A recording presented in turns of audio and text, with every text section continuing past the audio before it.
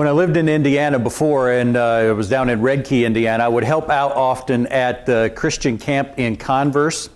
And they had probably the best low elements and high elements course I've ever seen in terms of little obstacles that you would do. Again, some of them that were low and like team building type things. And then some of them were high elements, and that's just what they were. And I remember when they put in a new high element, and I don't know if it was just a zip line or something different about it, whatever it was, I remember looking at it and thinking, that's going to be a blast. And so I climbed all the way to the top of this thing, and I don't remember how high it was, but it was high. It was very high. And so I got up to the top, and I got all strapped in, and it was my turn to go, and this is really high. And so I did the old 1, 2, 3, no, this is really high. 3, 2, 1, no, that's not going to work either. And I finally jumped off of that thing, but it took me a long time. And I would have never told you while I was on the ground looking up that I would have had that fear of jumping off. But the situation revealed what was inside. The situation will do that. We may think one thing, we may be sure of something about ourselves, but we'll get in a situation, and it's not just the situation, it's the pressure of a situation that will reveal it. You know, standing up on there and looking down, that was the pressure, and it revealed what was inside. And anytime there's pressure, it's going to reveal what's inside of us, what's really there, and not necessarily that I've been lying about. Again, maybe I don't even realize what's there myself. We're in Mark chapter 14, verse 43. We're going to go to the end of the chapter today. And the whole book has had this theme, where is our focus? Is it on the spiritual and God and heaven and eternity and grace and humility and all that goes down that column? Or is it on the physical and me and now and this world and legalism and pride and everything there? And as we've seen this, it was interesting. When I was going over the sermon about Jesus' prediction, prophecy about the destruction of Jerusalem and, the end times and such, I looked at my sermon in Matthew that I'd done just to, save some research. And I noticed, I had forgotten, because that's been a few years ago, Matthew has the same focus as well. It was all about, where is our focus, on the spiritual or the physical? And I thought, wow, that's pretty prominent. Two of the Gospels, that is the idea. It must be important. How important is it to us? We've been at this now this is our 46th week. Have we gotten this idea that where my focus is really the most important thing, because it's going to determine where I go? And as we look at this, we've seen it's not just am I focused on spiritual things versus physical things, because we've been centered around the disciples. No one was focused more on spiritual things than them. They were focused on the Messiah and the kingdom, but they were focused on it in a very physical way. And so it's not just am I focused on spiritual things, but am I focused on them in a spiritual way, in God's way? And not just something that maybe is filtered through my lens of what I'd like and what the world says, what tradition says at times. And there's also been this repeated idea, it is possible to be deceived.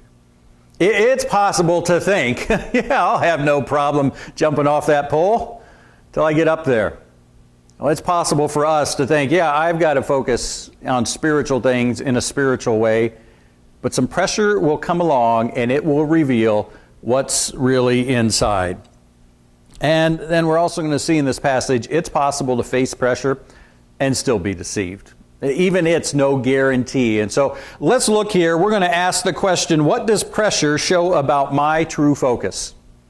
What does the pressure that I face show about what's really inside me? And so we're going to be in verse 43, and as you'll see, where it starts off and immediately, it picks up right after we left off in the Garden of Gethsemane last week. Jesus has finished praying the 3 times. He looks out and he sees the crowd coming. He knows Judas is with them. And then it says in verse 43, immediately, while he was still speaking, Judas came, one of the 12. And that right there, we know Judas is one of the 12, but I think it's just Mark's way of reminding us this is the person who's betraying Jesus. this person who's been with him for 3 years. And with him was a crowd with swords and clubs from the chief priests and the scribes and the elders. Now the betrayer had given them a sign, saying, "The one I kiss is the man. Seize him and lead him away under guard." And that makes you wonder. They must not have been sure they would recognize Jesus. I mean, hadn't they seen the pictures of the white guy with the long hair? I mean, he's pretty recognizable, right? Yeah. We'd have things at church, at times, and they, do some kind of Bible thing, and I was always the one who played Jesus. I'd put my hair down, and I can remember one older, sweet lady, "You look just like him." Like, no, I really don't, but I look like what you think he looked like. Well, for some reason, Judas, they weren't sure they'd recognize Jesus. So Judas had this sign. And even then, why didn't he just go up and point to him? Did he think he's deceiving someone? That Jesus had made it clear, one of you is going to betray me. But for whatever reason, Judas sets up this sign here that the one that I kiss, the greet with the kiss of their culture, seize him and lead him away. And so when he came up, verse 45, he went up to him at once and said, "Rabbi," and he kissed him. And they laid hands on him and seized him. But one of those who stood by drew his sword and struck the servant of the high priest and cut off his ear. Now, we know from another gospel that was Peter. We even know the name of the high priest servant, Malchus, and that Jesus put it back on. Mark leaves off those details. As we go through, let's see if we can figure out why. And Jesus said to them, "Have you come out as against a robber?" The word there sort of means a thug. "With swords and clubs to capture me? Day after day I was with you in the temple teaching, and you didn't seize me." I was there the whole time. You had to find me at night. He says, "Let the scriptures be fulfilled." And we don't know exactly which ones he's talking about. Certainly the Messiah in general, what's going to happen to him, what's coming up in the next verse. And they all left him and fled, about the sheep scattering. Whatever it was, he knew this is the way it had always been prophesied. Verse 51, "And a young man followed him with nothing but a linen cloth about his body, and they seized him. But he left the linen cloth and ran away naked." You ever hear that verse before? That's not like one of the makes the big Bible studies there. But a young man, and we don't know who. Some people think it was Mark, that maybe he had been there at that time. We don't know, but this just shows, he didn't want to be caught either. No one wanted to be associated with Jesus at this point. He wanted to know what was going on. And so he went out like this. This wasn't your normal thing. I mean, it must have been in a hurry, something. I want to see what's happening. So he throws on the linen cloth, and I don't want to see enough to, even the shame of running away naked. Like, no, I'm not going to be caught by them. Well, then you keep reading verse 53. "They led Jesus to the high priest, and all the chief priests and elders and the scribes came together," what's known as the Sanhedrin, the Jewish ruling body. "And Peter had followed him at a distance right into the courtyard of the high priest, and he was sitting with the guards and warming himself at the fire." Now it's interesting, we know what Peter's going to do, but he did risk following Jesus. He did risk getting in that situation. "Now the chief priests and the whole council were seeking testimony against Jesus to put him to death, but they found none. For many bore false witness against him, but their testimony did not agree." So you can see they had this whole thing planned, even the fact that this was taking place, maybe at midnight, 1 in the morning. And here they were able, the witnesses had been ready. But they can't even get their lies straight. And so the Jewish council, for all the rules they broke, they still wanted to have some semblance of order, to have the false witnesses at least agree. And they couldn't. Verse 57, "And some stood up and bore false witness against him, saying, 'We heard him say, I will destroy this temple that is made with hands, and in 3 days I will build another, not made with hands.' Yet even about this their testimony did not agree." And Jesus never said he was going to destroy the physical temple. He talked about his body being destroyed and being rebuilt. But even about that, they couldn't get their lies straight. Verse 60, "And the high priest stood up in the midst and asked Jesus, 'Have you no answer to make? What is it that these men testify against you?' But he remained silent and made no answer." You look at that and you see this in all the Gospels, that Jesus is guiding things. He wants the focus to be what the focus is. It's not about any comments he made, that rebellious comments. It's what's going to come up next. And so he doesn't even answer, doesn't speak to those. So that it has to come around to this point. And all through this account, you see the control. Here's the most powerful group in the Jewish culture at that time. They think they're in control. They're like puppets. God is in control of this whole thing. And again, the high priest asked him, "Are you the Christ, the Son of the Blessed?" Some of them have the Son of the Blessed One, the Son of God.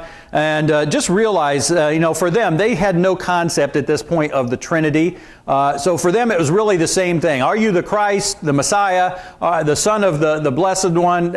In their mind, they were sort of synonyms. They're asking him in both senses, are you the Messiah? And Jesus said, "I am. And you will see the Son of Man seated at the right hand of power and coming with the clouds of heaven."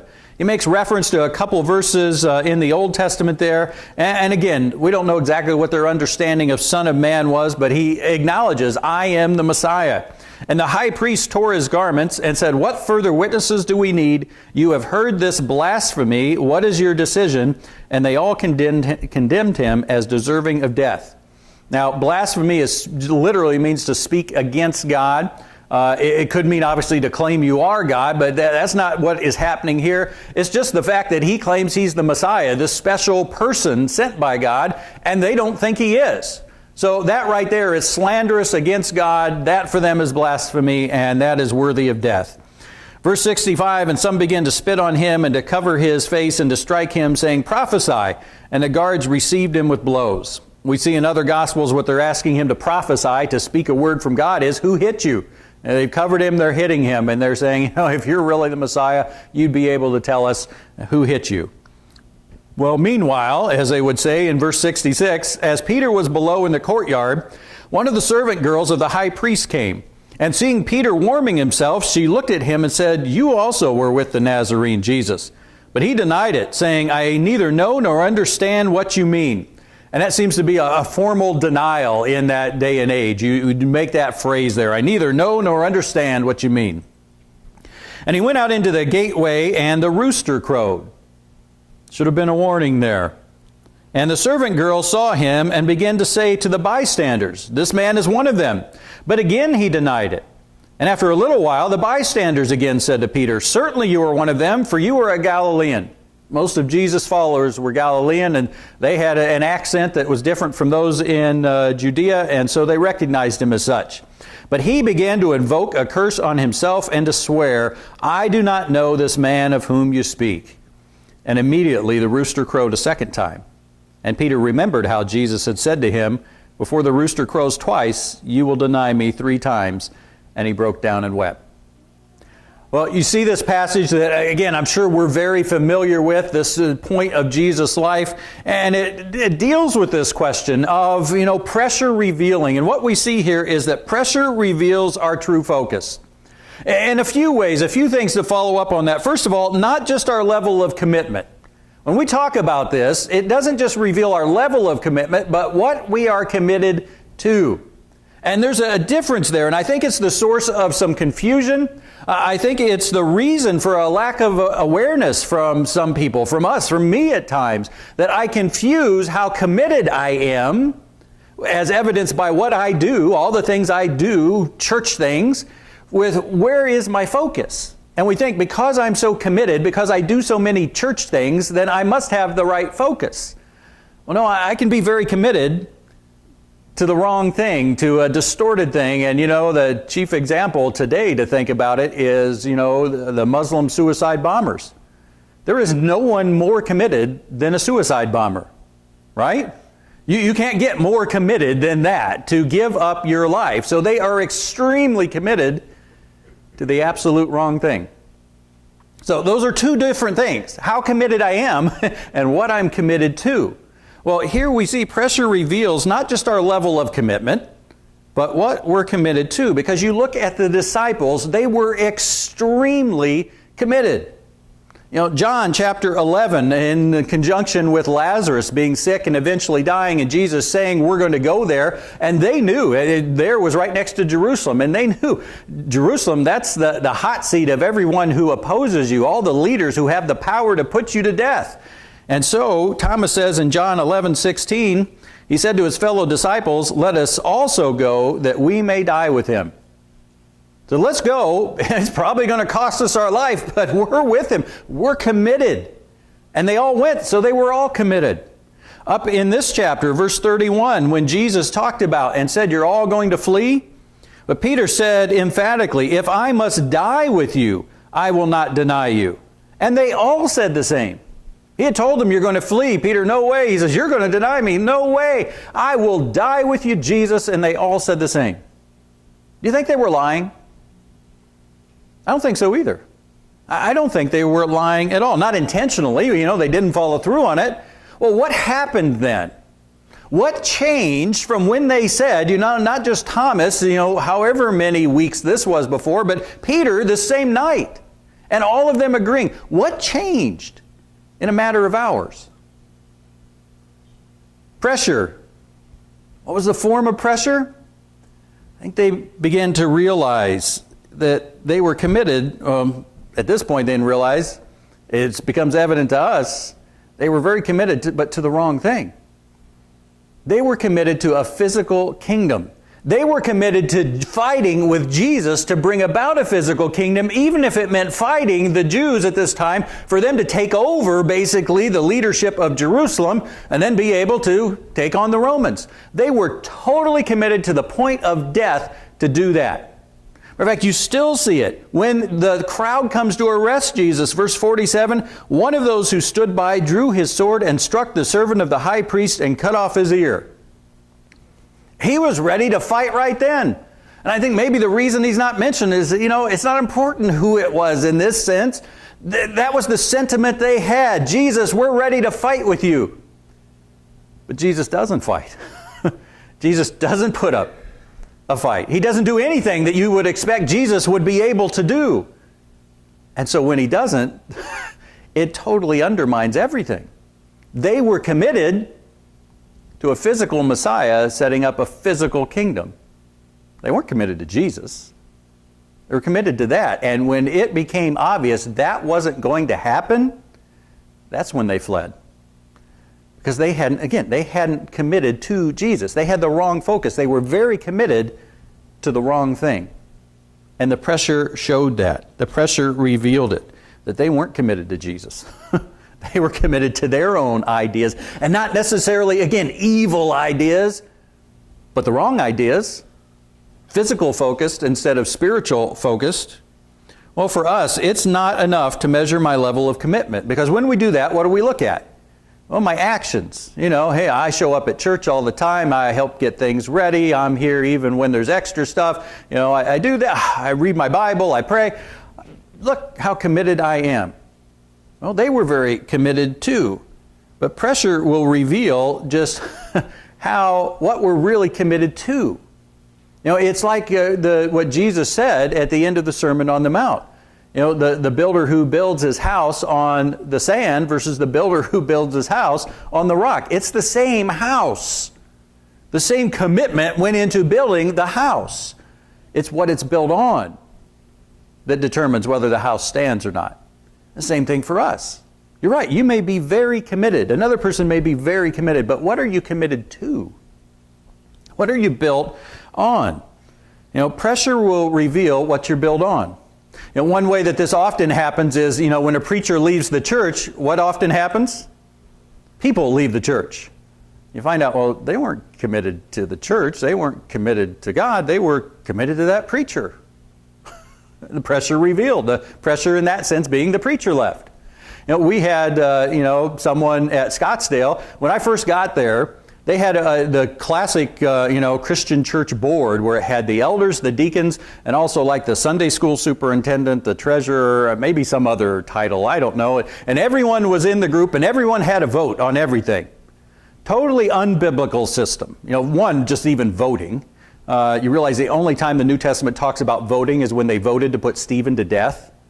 Not a good precedent for us to follow. The whole board system, based on our Congress with the Senate and the House and all that, it's totally unbiblical. Well, we begin to look at what does the Bible say, and when they realized what it said, the entire board said, well, we need to get rid of us. And they were in agreement there, except for one person. One person didn't like it. They had a position and didn't want to give that position up. They quit going to our church. They quit going to church. But they had been there all the time. They were putting in time. They had one of these positions. They put in extra hours. They were very committed to the wrong thing. Pressure will reveal what you're committed to. You can see how committed you are. Pressure will reveal what you're committed to. And so, the test. Have you ever pulled back at a church? Either in your effort or in your giving? Have you ever pulled back? And I'm not saying you never should, even to the point of you never should leave a church.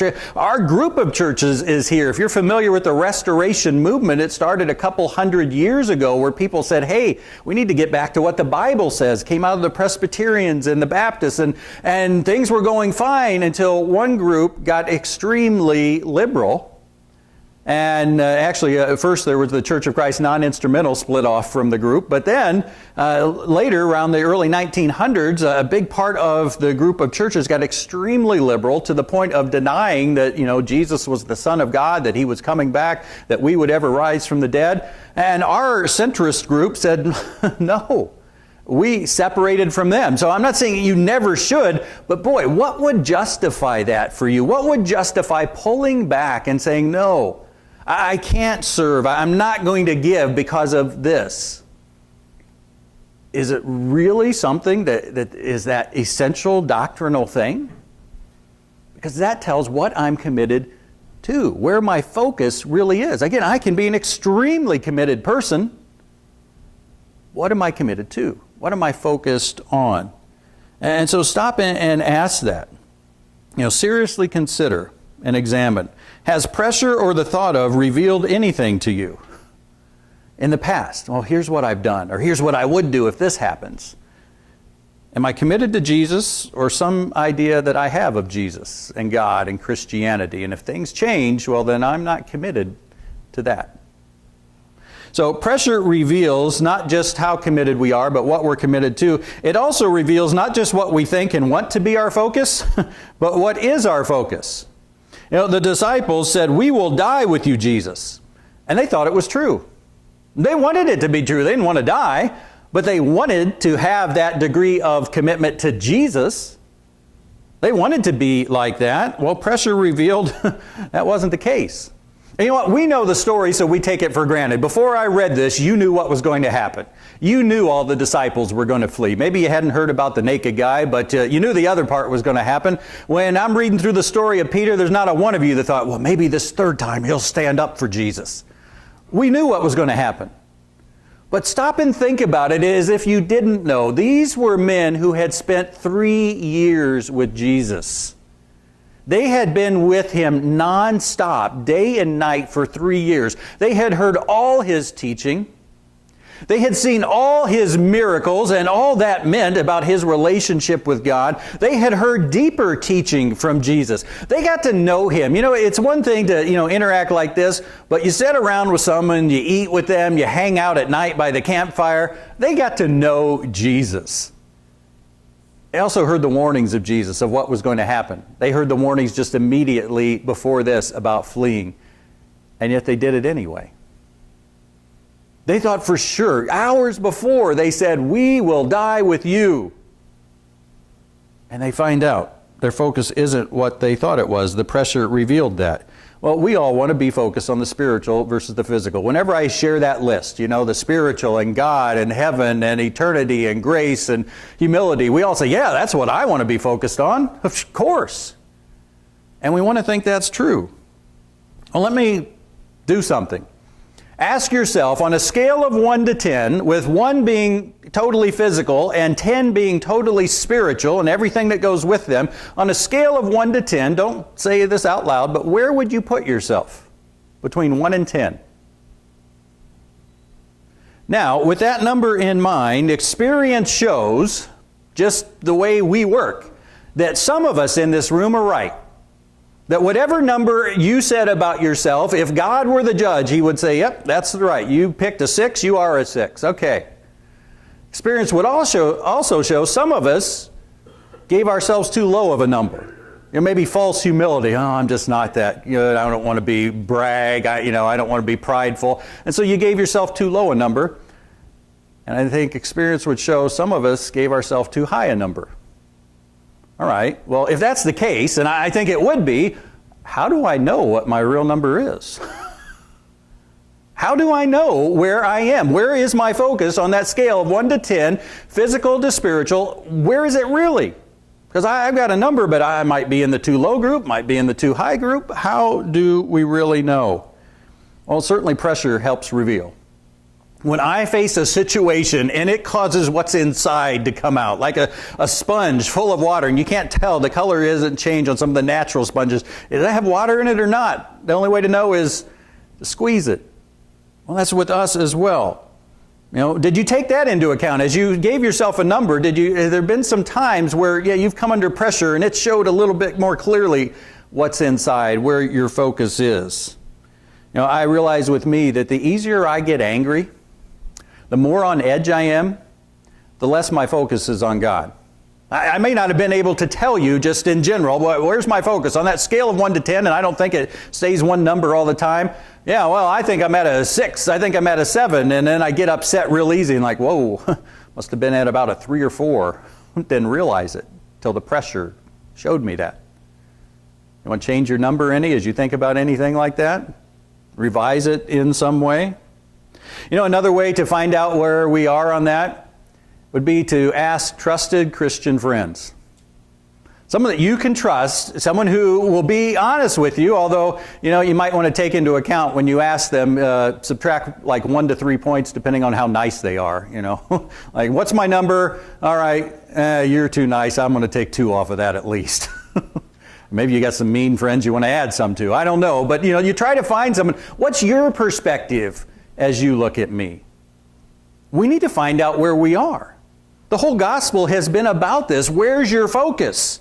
I want to know where my focus is, truly, honestly, because I want it to be on God. Well, the disciples wanted it to be. They thought it was.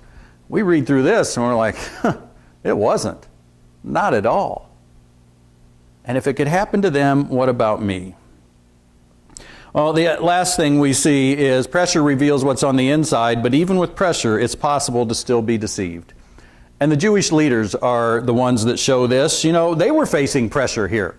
I mean, you realize they were under a lot of pressure. Why didn't they arrest Jesus in the middle of the day while he's at the temple? Because they said we're afraid of the crowds. There was that pressure that if we do it there, there'll be a riot, there'll be this, it won't work out. That was pressure for them. And then they were unable to secure even false testimony. Think about that. If you're the guy who had arranged this, and here comes the first guy and he testifies, here comes the next one and they don't work out. Just imagine what that guy was thinking, saying, oh, come on, you couldn't even agree on this? He was under pressure. They were under pressure. What was going on there? The evidence of Jesus' clear miracles, that was pressure. Remember when he'd done all these miracles, he raised Lazarus. You remember what the response to that was? It was such a big, clear miracle that showed that Jesus was truly from God. Their response? Well, let's kill Lazarus. It's not like, let's take this into account and change our minds. Let's kill Lazarus. There was a lot of pressure. They knew miracles had always been God's way of credentialing His messenger. Anyone can say, I'm from God. But when they do something miraculous, God's saying, yeah, He really is. They were under that pressure as well, but they were still deceived about their focus, or maybe some of them just didn't care. Certainly as we think about us, and again, we're tempted to ask, how could they? You're probably even the disciple. How could they? Come on, you're the leaders of the Jewish people. You've been with Jesus 3 years. How could you? Remember the question to ask right after you ask, how could you? Am I? If it could happen to them, it could happen to me too. These were not inherently evil people. Not even the leaders didn't start out that way. And certainly the disciples. They were willing to die for Jesus. How could they? Well, am I? There's no greater weapon of Satan than deception. This is the one he's always going to try to use. Why? Because we help him. We help him. It says in Jeremiah 17, the heart is deceitful above all things. The heart, and I always talk, the heart is what I'm committed to. Another way of thinking about that is what I want deep down. And again, it's hard to separate. We saw this in Sunday school. It's hard to separate sometimes. I want to want what God wants, but I sort of want to want what I want. So I want what I want to be what God wants, or what God wants to be what I want. So I'm going to say what God wants is what I want, and my heart goes right. It's deceitful. It says, yeah, sure. It's possible for that to happen. James says, be doers of the word and not hearers only, deceiving yourselves. We can deceive ourselves. Satan knows all that, and he says, oh, that'll be easy. I'll just help out a little bit. I'll help your heart. I'll help you deceive yourself. Why is that? How does that happen? How do I deceive myself? Well, the reason is I don't truly examine. And this is why I've switched from saying self-examination to examination of self. Because if I just do it myself, well, there's no outside unbiased source to help me. I need more than that. I don't hold my life up to the Word, at least the challenging parts. I could probably get a verse of the day from some source every day for, years. And it might not challenge me to really see what's inside versus, hey, have a good day and God will help you through difficulties. I'm not saying that's bad, but, unless you're reading through the Word, you're not going to be challenged in some ways. We don't talk to trusted Christian friends. We don't have a relationship where we can talk to someone and really interact at this level. I'm guessing the Jewish leaders talked to each other. Well, that just perpetuated what they had. Find someone who's going to be that iron that sharpens iron. Rate yourself on these areas as you think about, what do I see in the Word? What about situations? I left that one out. How have I seen that pressure has revealed, here's what's truly on the inside. You thought it was this, and it was really this. And then talking to Christian friends. How do I do in getting in the Word, examining, really looking at situations, and talking with Christian friends about this to see what is there? Well, as always, what's the root problem? My thought is, if I'm not truly examining myself, it's because I'm absolutely sure I'm good. No reason to. I'm not perfect. None of us would ever say we're perfect, but, I'm good in that sense of good enough. I've been at it this long. I do it this much. I'm good. Don't need to really dig deep. I hear a verse and I just, I don't think about it and try to apply what's it really saying about me. Don't look at situations. I don't talk to Christian friends about it. We keep it pretty superficial. How and why do you think that? Well, I think we look at our actions and activities. Why do I think I'm good? Because I do so much. Good things. I show up. I'm a nice person. Maybe not as nice. The things that come to mind while you're preaching. My wife kidded me about not being nice because I switched out her normal water for my well water and didn't tell her, and she took a drink, and she hates my well water that I always get. And she's like, you're not very nice. I'm like, well, I'm not as nice as you, maybe, but I think I'm nice. You think you're nice. I must be okay, right? We look at those things. We desire to have the right focus. I must have the right focus, right? Why? Because I want to. I really do. I want to. So I must. And then, of course, I think one reason we think I'm okay and don't need to dig deeper is we compare ourselves to others. I've definitely got a better focus than him or her. So, yeah, I must be good. Well, all of that, we've seen that actions, those are not the true test. We've seen our heart is deceitful, and comparing ourselves to others, the Bible says, be holy as God is holy. That's the standard. We'll never be as holy as Him, but the whole point is, but don't compare yourself to someone else and say, I'm fine because I'm better than them. I'm not done because I'm not as holy as God, is where we'll always be. So the key to overcoming is that true, ruthless self-examination, and the key to that is what we've seen over and over and over. What's the word? Humility. That part of me that says, God is God, I'm not. I need His help in examining. I'll never be at the point where I'm as holy as Him, and so don't stop, don't be satisfied, don't settle. I have to ingrain that mindset, and it then changes the way I look at everything so that I can see what pressure is revealing. And so what will I do now? I put a couple suggestions. First, ask yourself, what pressure have I faced recently, or am I facing? What pressure? And as it can be so many different types of things, so many difficult types of things. whatever it is, whether it's a family situation, a work situation, a finance, a church situation, a relationship, some combination of all of them, physical health issue, all of that. What pressure have I faced or am I facing? What has it shown about my focus? What has it shown about my actions and my attitudes? How did I respond, and with what kind of attitude? And the key test, as I always say, is rationalizing. You know, we face something and we see something maybe we don't like. Well, I know, but. I know I shouldn't have reacted, but. And we try to rationalize it. And then also the big test, as I've said, is to ask others. You're willing to take that challenge? Do you have someone that you're that close with that you can say, what do you see in me? Because I want to know. And maybe I'm seeing it all wrong. Do you have someone you can ask? You're willing to ask? And then, what do I need to do to change? What, when I see where it is and where it should be, and be holy as I am holy, what do I need to do to change? We've all got something, and once again, please, please, please don't hear this through, oh, I'm so bad and guilty and I got to try harder to do better.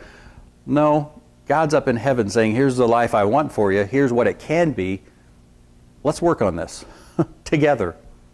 Ask God to help you want to and to do whatever it is. We're faced with this time again of decision, an invitation to decide.